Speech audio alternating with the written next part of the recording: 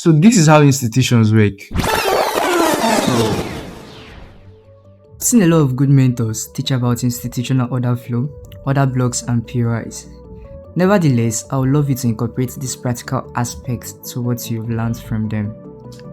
Hi, I'm Chris, and in this video I will expand on how the big players such as the likes of JPMorgan, BlackRock, HSBC, Goldman Sachs, Vanguard placing orders and why order flow/order block works. This video is going to be divided into 3 parts, starting with what is contracts, how order flow works in the big boys perspective, and how to identify opportunities in the markets. Before we get started, I would like to drop a disclaimer. None of my past and present contents are financial advices, but if you enjoy this content and want to learn how to identify pullbacks or order blocks, you're more than welcome to check my last 2 videos on YouTube.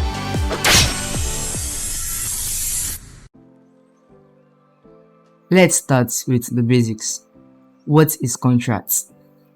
Contracts are huge orders placed at once using the market auction house functionality. It could be a sell order known as supply or a buy order known as demand. I know this might be new to a lot of you guys, but I'm going to break it down and simplify that in a bit on the charts. Switching to the charts. Like I said earlier, contracts are huge buys and sell orders placed in the market, and we could identify them in 2 ways: price manipulations and imbalance.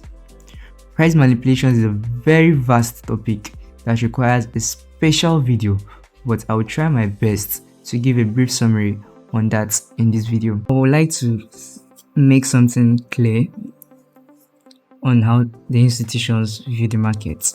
One of their rules is they don't use stop loss. When I mean I'm not talking of the banks, I'm talking of the makers, the market makers. They don't use stop loss. Apart from the aspect of they don't use stop loss, another thing they do is they are very patient. So if you want to make money in the market, you always have to be very patient.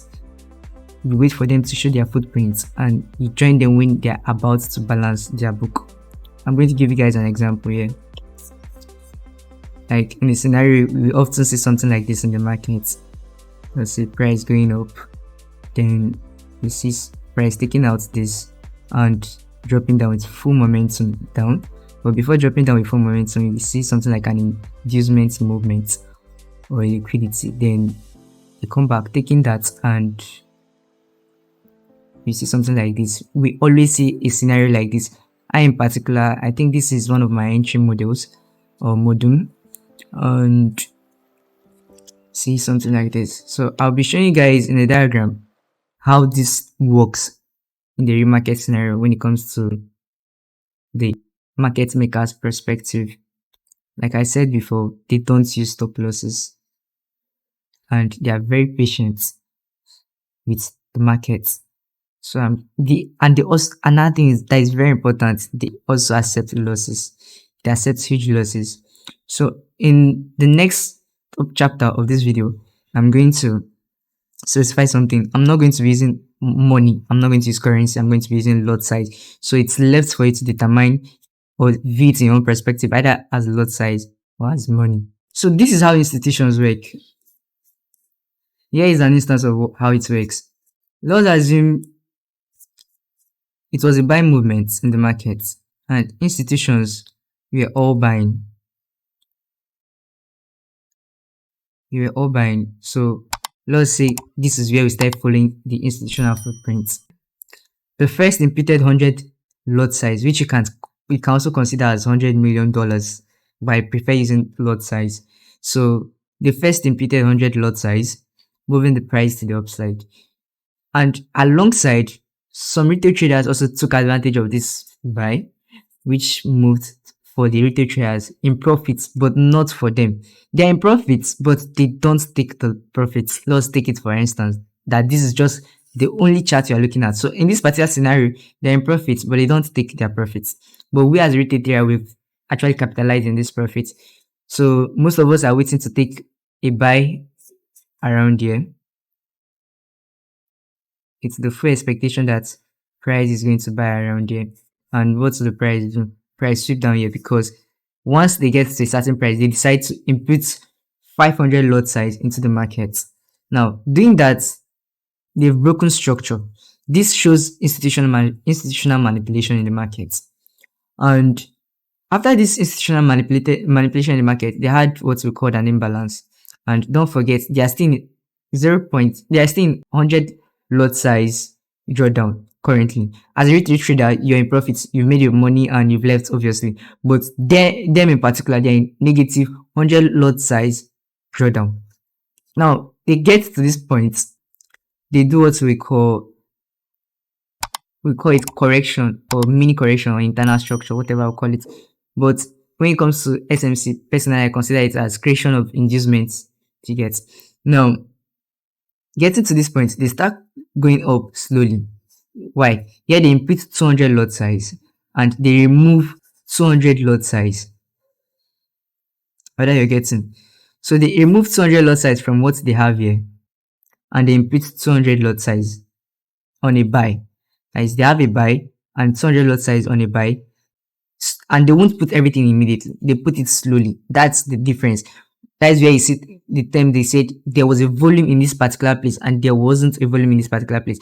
That volume that gives imbalance is when they input money all at once. But when you see weeks without enough imbalance, the money imprinted in that market or the money they added in the market during that period was put into the market slowly. It shows that they had no intention on moving markets with momentum at that particular level. So like here we see they put in 200 lot size, and maybe for when doing that they were putting it little by little, maybe 50,000 lot size, 50,000 lot size, 50,000 lot size. So getting to this point, they decide to add 500 plus 200. That means they add back the 200 lot size they removed before on the sell, because this is a sell trend now. So this was a sell trend. Here they removed 200 lot size of sell contracts and added 200 lot size of buy contracts. Now getting to this place, which is a correction, a little bit of correction, which will help us create an inducement. And it's also going to be a sign for them to know what they want to do next, obviously. They decide to add back the 200 lot size sell they had before, which they took out, and they add 500 lot size again, which gave in an imbalance here. Now, this now is institutional footprint for us. This whole area is now an institutional footprint for us.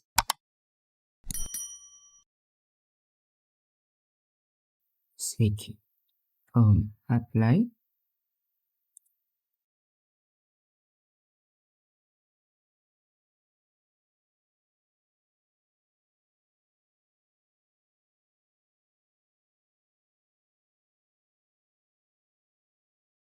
So this whole area is an institutional footprint for us.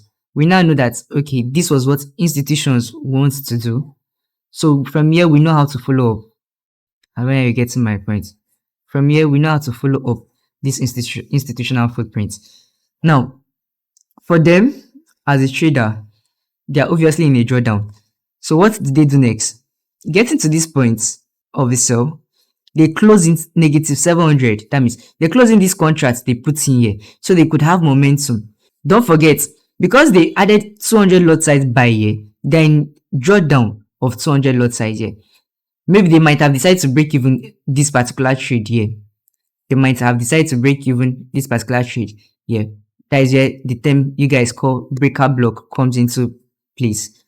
So I'm just trying to brief you guys on how things works in the market. So this is where the terminology breaker block comes into place. That is a BB or a breaker block. So they might have decided to break even their 100 lot size buy here. Then getting to this place, they've decided to, okay, we want to now correct so that we drop in a real momentum in the market. So here, a lot of banks and other institutions have seen what is going on here.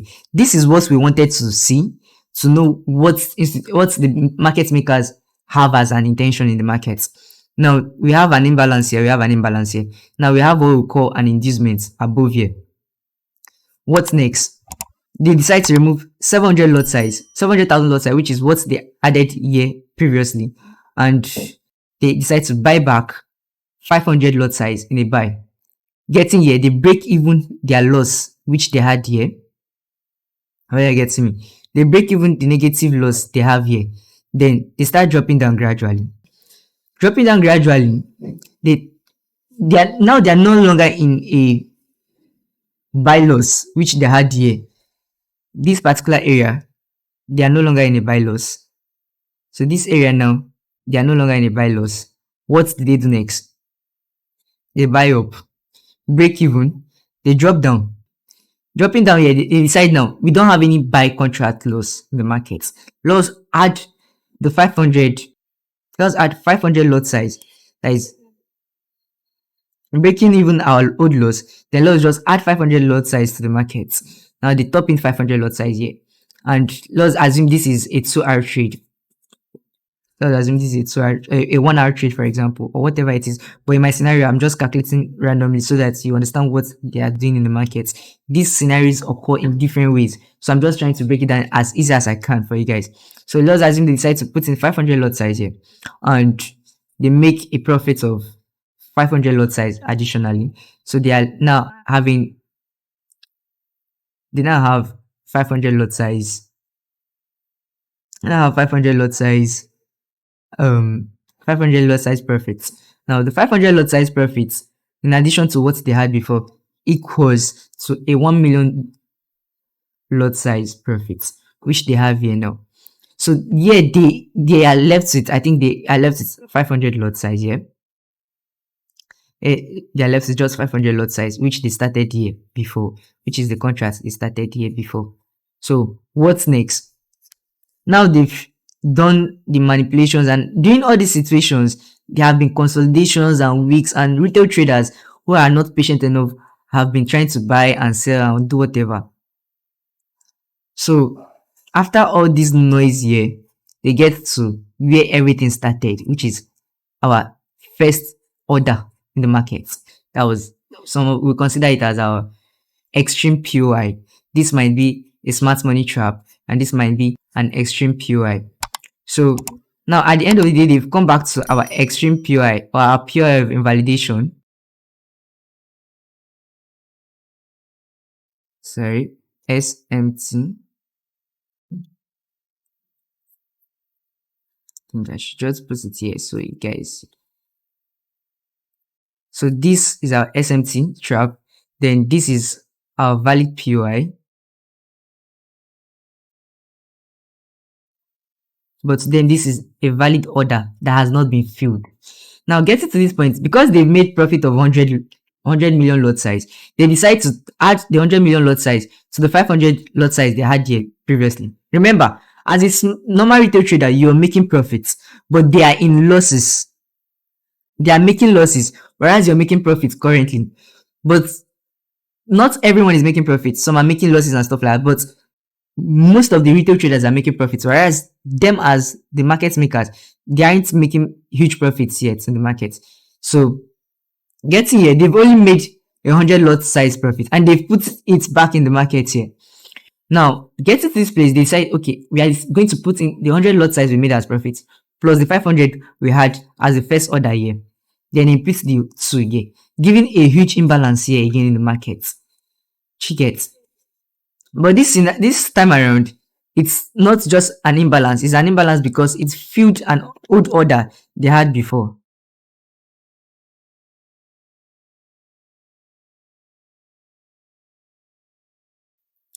So it's an imbalance, but this time around, it's filled a old imbalance and a pending order they had here before.